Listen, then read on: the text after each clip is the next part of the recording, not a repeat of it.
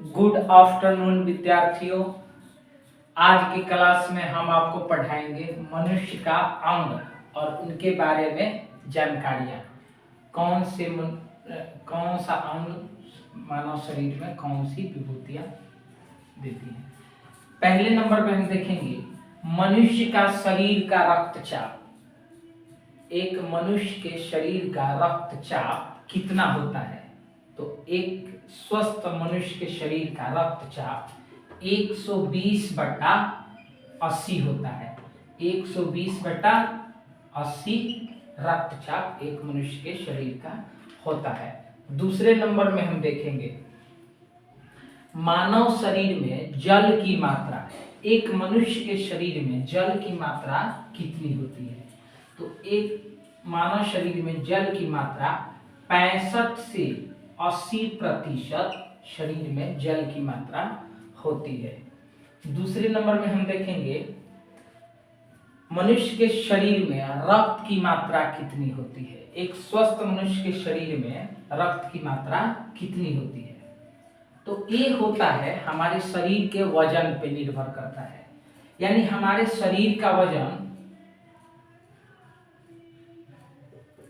70 kg है तो हमारे शरीर में रक्त का मात्रा लगभग 7 लीटर के आसपास होगा। यानी हमारे शरीर की जितनी वजन है उसका 7% हमारे शरीर में रक्त होता है।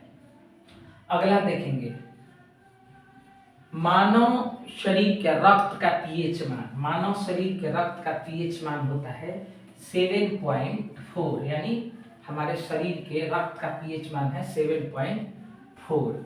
अगला देखेंगे लाल रक्त का निर्माण कहाँ पे होता है? शरीर में हमारे लाल रक्त का निर्माण कहाँ पे होता है? तो लाल रक्त का निर्माण होता है अस्थि मज्जा में। कहाँ पे होता है? अस्थि मज्जा में। अब अगला देखेंगे लाल रक्त खून का जीवन काल कितने दिनों का होता है? तो लाल रक्त का जीवन काल 20 दिन से लेके 120 दिन तक होता है। 20 दिन से लेके 120 दिन, यानी 20 दिन से लेके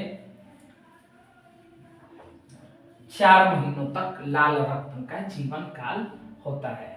अब देखेंगे श्वेत रक्त का जीवन काल कितना होता है? तो 2 दिन से 4 दिनों तक श्वेत रक्त का जीवन काल 2 से 4 दिनों तक का होता है। अब देखेंगे श्वेत रक्त कण को क्या कहा जाता है? तो श्वेत रक्त कण को ल्यूकोसाइट कहा जाता है और लाल रक्त कण को एरिथ्रोसाइट कहा जाता है। लाल रक्त कण को एरिथ्रोसाइट कहा जाता है। शरीर का ताप नियंत्रक कौन करता है? हाइपोथैलेमस ग्रंथि। हमारे शरीर में हाइपोथैलेमस नाम की ग्रंथि है जो हमारे शरीर का ताप नियंत्रण करती है। अब आता है सर्वदाता रक्त समूह। सभी को दान देने वाला वह कौन सा ब्लड का ग्रुप है जो सबको ब्लड दे सकता है, सबको खून दे सकता है? तो वो है O positive. O blood group जो है वो सबको अपना रक्त दे सकता है। और अगला देखेंगे सर्वग्राही, यानी सभी लोगों से रक्त ग्रहण कर सकता है। कौन?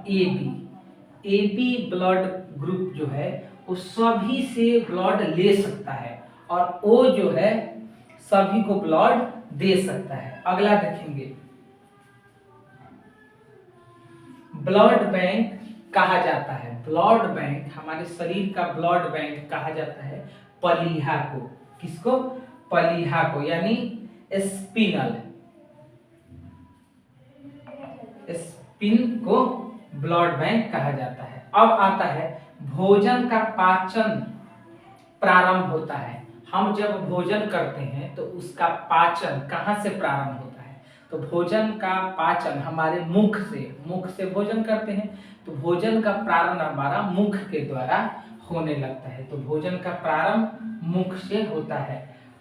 पचे हुए भोजन को अवशोषण कौन करता है? पचे हुए भोजन को अवशोषण हमारी छोटी आंत करती है। छोटी आंत जो है पचे हुए भोजन का अवशोषण करती है। आज के लिए इतना ही। जय हिंद, जय भारत, प्रिय विद्यार्थियों।